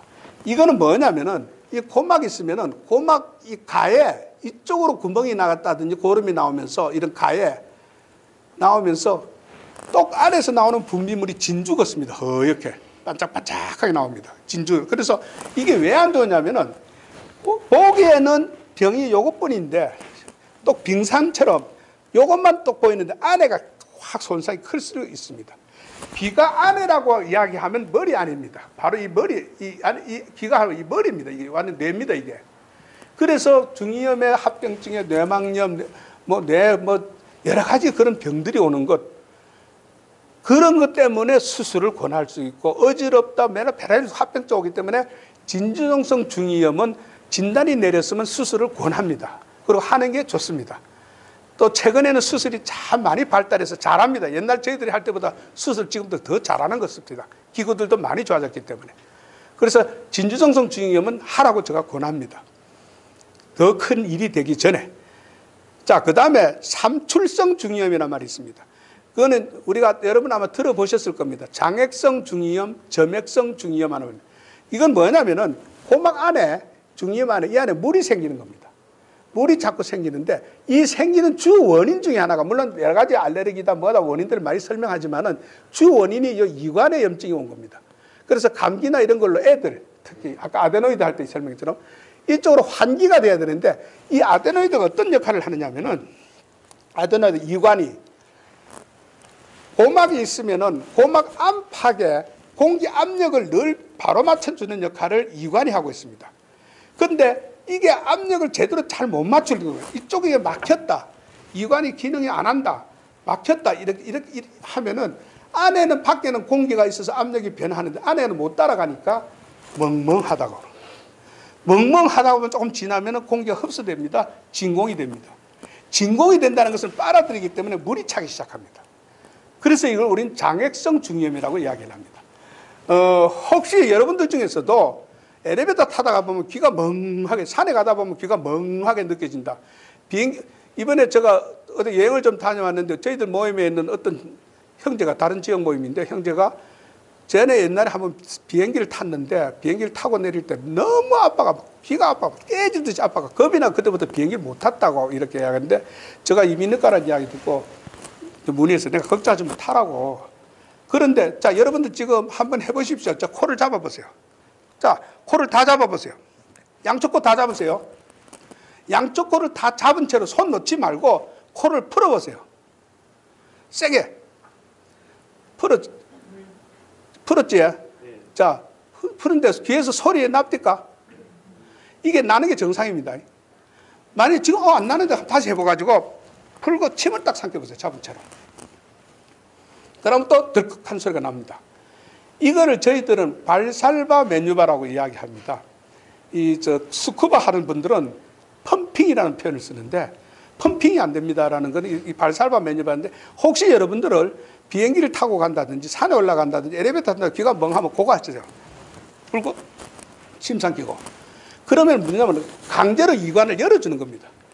열어서 공기를 싹 집어주는 거가 압력을 싹 맞춰주는 역할을 하는 겁니다. 그렇게만 하면 됩니다. 그래서 감기 걸렸을 때 비행기 타는 게 위험하다는 게 이관이 잘 안 열릴 수가 있습니다. 그래서 비행기 타가지고 물 마시고 껌 씹고 사탕 먹고 하는 이유가 자꾸 하다 보면 열리게 하기 때문에 그렇습니다. 다 이유가 있습니다. 어쨌든 이게 안 됐을 경우에 귀 고막 안에 물 생기는 것을 우리는 삼출성 중이염이라고 이야기를 합니다. 그래서 아까 이야기한 대로 감기 혹은 비강에 비인두에 아까 이쪽에 통해 비인두에 염증이 생겼을 때 오는 경우가 많이 있습니다. 아까 이야기한 아데노이드라든지 그런 쪽에 있을 때도 있고 아까 항공성 중이염 해가지고 이관의 기능 장애 있을 때도 올 수 있습니다. 증상은 잘 안 들린다고 그러고 제일 특징적인 증상이 내 말이 내 귀에 울려 들립니다. 소리입니다. 우리 자가강청이란 말을 쓰는데 그걸 이야기하면 또 굴속에 들어가 있는 거죠. 내 말이 웅웅웅 울립니다. 할 소리 하지. 자기 말이 더 크게 들리고 다른 사람 말은 작게 들린다. 그거는 때 제일 먼저 의심하는 게 이 삼출성 중이염인데 물론 약물요법으로 아까 이야기한 여러 가지 약물요법으로 하지만은 물이 고여서 굉장히 특히 듣는 게 불편하면은 우리가 물을 뽑아줍니다. 고막을 절개해서 물을 뽑아주기도 하고 주사기로 뽑아주는 경우도 있고 그래도 자꾸 고인다. 그때는 우리가 환기관이라 가지고 튜브를 꼽아주는 수, 파이프를 하나 꼽아주는 수가 있습니다.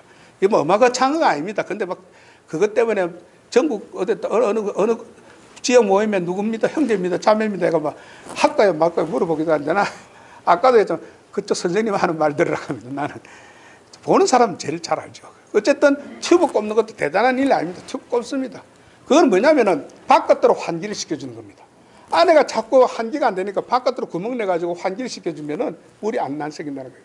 그리고 자주 물을 뽑는 게 힘들어서, 자꾸 생기는 게 힘들어서 뽑기도 합니다.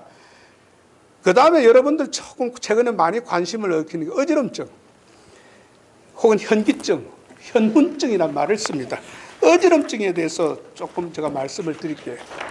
이비인후과가 어지러움증을 치료한다는 것을 최근에는 많이 합니다. 하도 TV에 나가지고 훌륭하신 선생님들이 자꾸 그런 걸 많이 이야기하니까 이제는 자연스럽게 이비인후과 어지럽다고 옵니다. 그리고 또 내과 선생님들도 이비인후과 먼저 가보라고 이야기를 잘 합니다.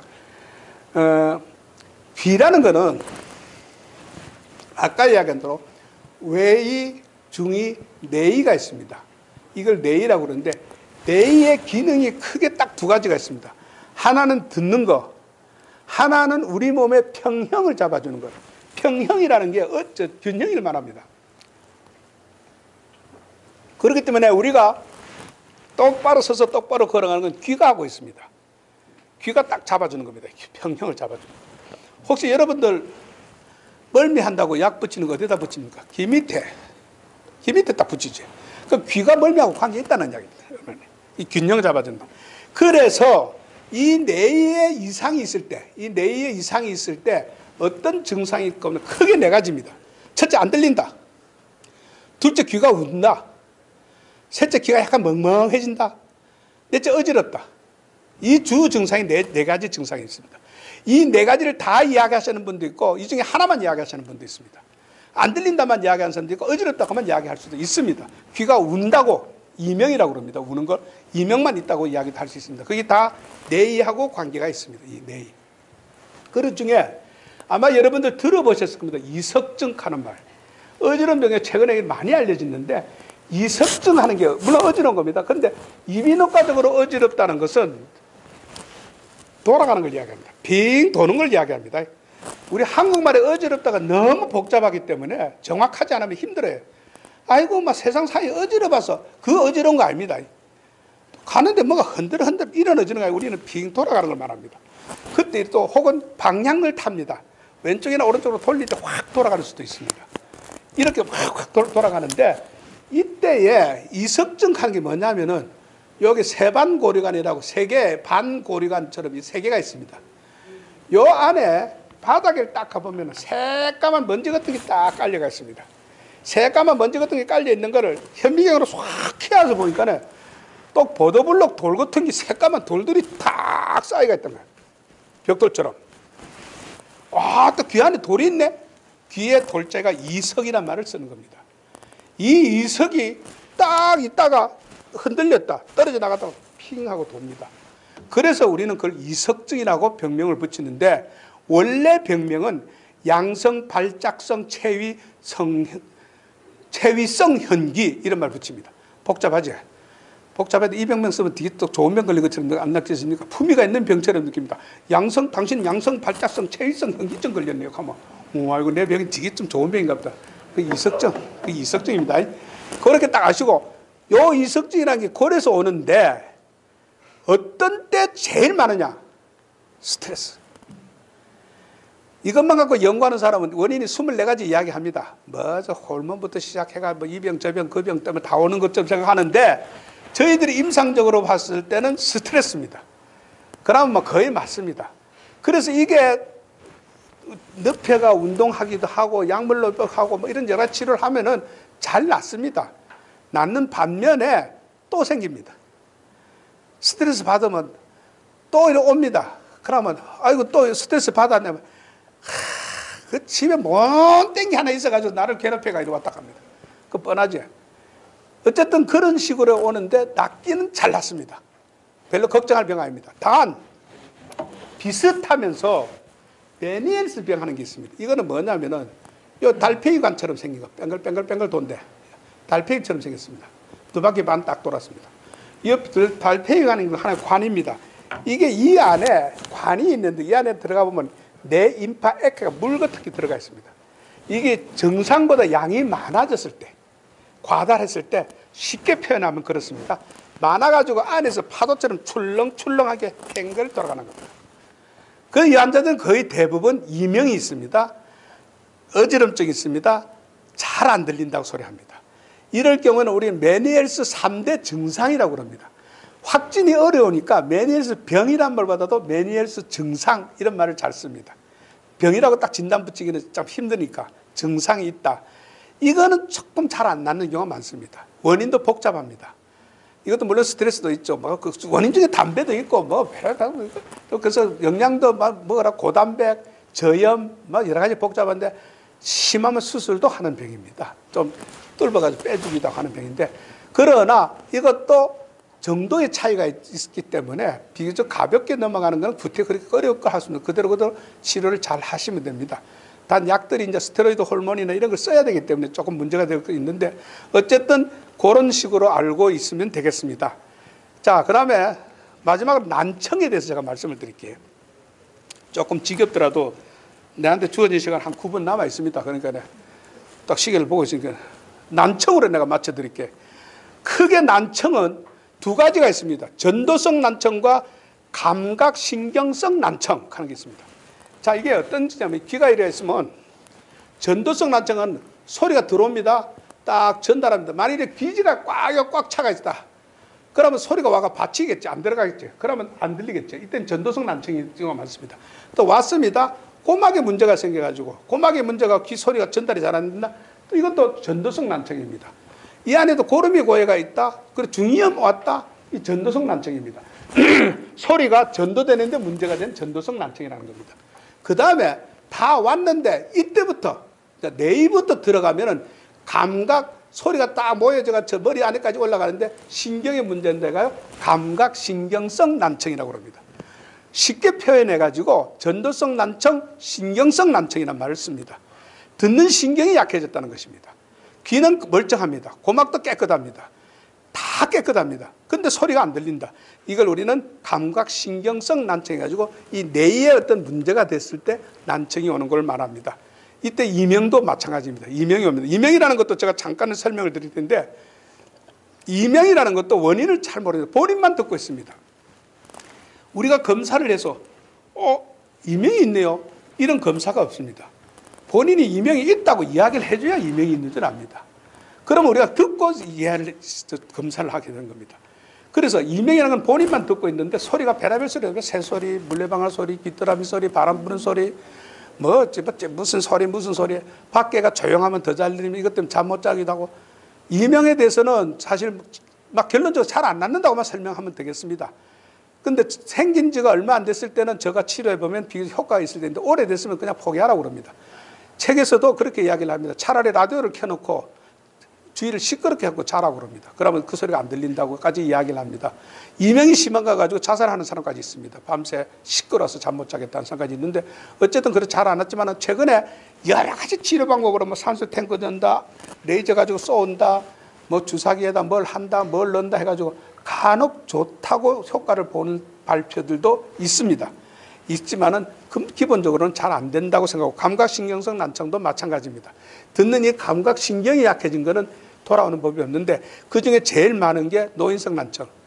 나이가 들어가면서 귀가 어두워지는 걸 우리 노인성 난청. 자, 노인성 난청에 대해서 잠깐 제가 상식적으로 설명을 해드릴게요. 노인성 난청이라는 건 나이가 들어서 어두워졌다고 해서 노인성 난청이라고 하는데 가끔 보면 제가 노인성 난청입니다 이야기하면 내 나이가 몇인데 벌써 노인성 난청이 옵니까? 이라는데 노인성 난청의 시작은 20대부터 시작합니다. 20대부터 시작을 했을 때는 자 여기가 정상입니다. 조금씩 나빠지기 시작합니다. 못 느낍니다. 30대 못 느낍니다. 40대 잘 못 느낍니다. 50대 가면서 이쯤 오기 시작하면 내가 난청이라는 걸 느끼기 시작합니다. 그러니까 50대 처음 시작하는 줄 아는데 아예 사실은 전부 다 왔어요. 이때부터 알기 시작한다는 거예요. 점점 나빠집니다. 좀 나이가 들어가면서. 그래서 젊어서 그냥 아니고 온 게 이제는 알게 돼서 지금이지. 그러나 병의 그 기원 자체는 나이가 들어가면서 온 거다 해서 노인성 난청이라는 말을 씁니다. 감각신경성 난청 혹은 노인성 난청 혹은 소음성 난청. 소음성 난청 말 그대로 시끄러운 데서 일하셨던 분들. 굉장히 시끄러운 데서 소음해서 일하는 분들. 또 옛날 군대에서 포 쏘고 이랬던 사람들한테 올 수 있는데 특징은 거기 이명이 있을 수도 있고 소음성 난청에 어떤 경우가 소음성 난청이냐면은 우리가 청력 검사를 해보면은 다 정상에다가 4000Hz 뭐 그런 거 막 그 정도 알아만 되죠. 그런 거 뭐 있구나. 4000Hz 해가지고 그것만 툭 떨어져가지고 올라갑니다. 그 음만 잘 못 듣습니다. 손상받아가. 그 많은 사람들이 연구원래가 발표를 합니다. 와 그러나 하는데 어쨌든 검사 그러면 우리 그걸 C5 딥 하는데 그럼 소음성 난청이구나 의심을 하게 됩니다. 그럼 본인은 잘 못 느낄 수가 있습니다. 그런데 자꾸 이명이 온다 하는데 아까 이야기한 대로 감각신경성 난청 혹은 소음성 난청 혹은 이런 나이가 들어가면서 오는 감각신경성 난청이나 혹은 어떤 열병 때문에 혹은 큰 어떤 약물 때문에 이렇게 올 수 있는 난청들 중에는 대부분 어떤 증상들을 호소하느냐 하면은 소리는 들리는데 말을 구별 못한다고 합니다. 우리 엄청력이 떨어졌다고 합니다. 그러면 나이가 들어가면 어떤 이야기냐면 그때 우리는 보통 가는 기가 멀었다라고 이야기하는데 소리는 들립니다. 가라 했는데 오락했던가 어락했던가 비슷하면서 잘 안 들립니다. 대부분 그렇습니다. 그거는 왜냐하면 어떤 고음력에서 소리가 툭 떨어지니까 우리가 말을 하면서 가나 다 하는데 다 사이클이 틀립니다. 근데 몇몇 사이클이 안 들려버리니까 소리는 다 들렸는데 발음이 무슨 말인가 잘 모르겠다 소리가 거기서 나오는 겁니다. 그 나이가 들어가면서 올 수 있는 하나의 증상입니다. 그래서 이걸 안 낫습니다. 안 낫는 거는 무슨 뜻이냐? 그냥 받아들이고 살아라는 뜻입니다. 그 고치려고 애를 써봐야 욕만 씌입니다. 저는 그럽니다. 그냥 받아들이십시오. 그럽니다. 하나님께서 나이가 들어가면서 귀가 밝으면 뒤에서 욕하는 거 다 들어가지고 괴로울까 싶어서 못 듣게 합니다. 듣지 말라는 소리는 듣지 마이소. 들을 소리는 입 앞에서 뻥긋뻥긋 다 해줄 겁니다. 그것만 들으이소. 백지 며느리가 지한테 욕하는 소리 들어가고 가슴만 벌떡벌떡 뛰지 말고 하나님 들을 소리만 들으라고 귀를 멀게 했습니다. 딱 이렇게 하면 제일 좋아하는 게 누군지 아닙니까? 따라온 자식들이 좋아합니다. 보청기 설명해 드릴게요. 보청기 좋습니다. 할 수 있습니다. 보청기는 귀가 꼭 이걸 보청기 해야 됩니까? 아닙니다. 안경 쓰는 거랑 똑같습니다. 불편합니까? 끄는 거지. 불편 안 한데 구태움 나이가 들으니까 내가 안경 써야 아니잖아요. 불편해서 끼는 거잖아요. 보청기도 똑같습니다. 불편하면 끼십시오. 불편 안 하는데 보청기 폼으로 지를 거 없습니다. 내가 품 있게 올리려는데 보청기 하나 없죠. 그래서 해야 됩니까? 말할까? 불편합니까? 물어봅니다. 그런데 감각신경성 난청일 경우에는 효과가 적습니다. 전도성 난청일 경우 아까 고막 이럴 때는 효과가 좋습니다. 이거 소리만 크게 해줘요. 그러니까 기본적으로 요새 하도 보청기도 많이 발달했지만 기본적으로 어떤 역할이냐면 소리를 크게 해주는 역할입니다. 보청기라는 게. 그러니까 우리가 라디오를 듣는데 소리 크게 했다고 잘 들리는 거 아니잖아요. 그리고 또 한 가지는 자칫하면 소리를 들리게 하다 보면은 내가 원하는 소리는 이 소리인데 원하지도 않는 소리까지 시끄럽게 크게 들리니까 나이 드신 분들이 보청기를 다 빼버립니다. 시끄러워서 안 되겠다. 불편하다. 그래서 최근에 맞춤 보청기를 해가지고 그 사이클만 딱 좋아지게 하는 보청기들도 있습니다. 물론 좀 비싸지. 연습도 좀 해야 되지. 그러나 기본적으로 저는 보청기를 하라 하지 말라 쪽에서보다는 원하시면 하십시오 쪽으로 이야기를 합니다. 그러면 아이고 이 나이에 벌써부터 보청기 그럼 이 나이에 안경은 말라 끼는 게 내가 물어보면 똑같다. 그런데 가격에 대해서 물어보는데 보청기의 기본적인 가격은 안 보이는 걸수록 비쌉니다.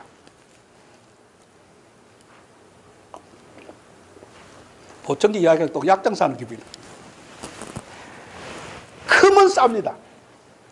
옛날에 이거 니시바 닦고 그 가슴에 탁 부착용 그거는 여기서부터 한 3, 40만 원 채 안 갈 겁니다. 딱 끼고.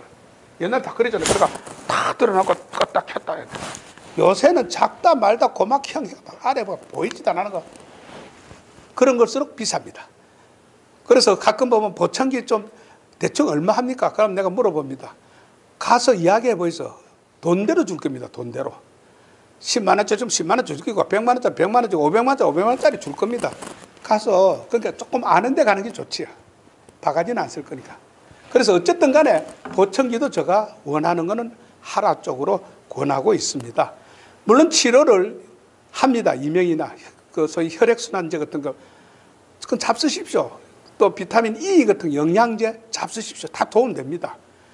꾸준하게 잡수십시오. 소위 요새 그 은행잎에서 나온 것들이라든지 이런 여러 가지 많이 있습니다. 다 잡수십시오. 그리고 여러 가지 혈액순환제 다 잡수십시오. 좋습니다.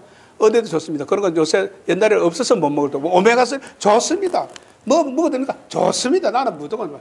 아이고 아들이 이거 먹으라고 가왔는데 어떻습니까? 와 좋은 게 가왔네. 잡수이소. 그러니까 그게 없어서 옛날에 못 먹었던 것들 아닙니까? 잡수이소. 그런데 이거 먹으면 나을 거다 생각은 그때 꼭 안 해도 됩니다. 단 이거 먹으면 현상 유지는 안 되겠냐라고 마음을 먹으십시오라고 이야기해 줍니다. 그렇게 만기 편하잖아요. 낫는다고 생각하면 실망하거든요. 많이들 궁금하실 겁니다. 또 많은 또 질병을 가지고 또 이야기할 것도 많습니다만은 제가 앞서 이야기한 대로 저는 지역교회, 지역에 의사들, 이비인후과 있으면 이비인후과 선생님들하고 의논하라고 그럽니다. 가끔 저한테 제가 전화 받습니다. 그래서 부산 내려올 것처럼 내려오지 말라고 그럽니다. 소위 가성비가 안 맞는다. 내려오는 비행기, 차값이나 뭐 자동차 값 뭐 그거에 비해서 저희들은 잠시 보는 게 길어봐야 한 10분, 검사 하나 해봐야 한 15분만 하면 끝이 납니다. 더 아는 건 한 1, 2분만 해도 끝이 나는 게 있습니다. 그거 하나 들으라고 그때 올 필요는 없습니다. 근처 이비인후과 사십시오. 수술을 해야 되느냐 말아야 되냐는 고민 같은 게 있다든지 하면은 일단은 제가 그렇게 이야기를 합니다. 그쪽 선생님의 이야기를 들어보고 뭐라고 그러느냐를 내한테 전해달라. 그러면 내가 그 이야기를 듣고 판단을 해드리겠다는 건 합니다. 대부분 그런 쪽은 내가 할 수 있습니다만 와서 하는 거는 별로 큰 도움 안 됩니다. 그리고 또 한 가지는 제가 꼭 혹시 여러분들 궁금하셔가지고 더 내용을 듣고 싶으면 GNTV의 건강강좌 시간에 제가 몇 년 전에 가서 한 3시간에 걸쳐서 녹음한 게 있습니다. 그건 지금보다는 좀 자세하게 했겠나, 지금 제가 잘 모르겠습니다만 했겠나, 그림도 많이 비워주고 했기 때문에 그 참고를 하시고 그런 것도 한번 들여다 보십시오. 보시고 GNTV가 우리 모임에서 나오는 거 해가지고 여러 가지 말씀들도 많이 나올 거니까 그것도 한번 들어보시고 하는 것도 도움 안 되겠나 싶습니다. 질문도 받고 했으면 좋겠습니다만은 아마 전부 다 의료보험 카드는 안 가져왔을 거고 의료보험 카드 가와야만 입이 열리는 거기 때문에 아마도 의료법에 걸립니다. 그냥 치료해주면. 그래서 질문 있어도 참으시고 질문하지 마십시오. 질문해봐야 좋은 대답 못 들 겁니다. 제가 잠깐 기도하고 마치도록 하겠습니다.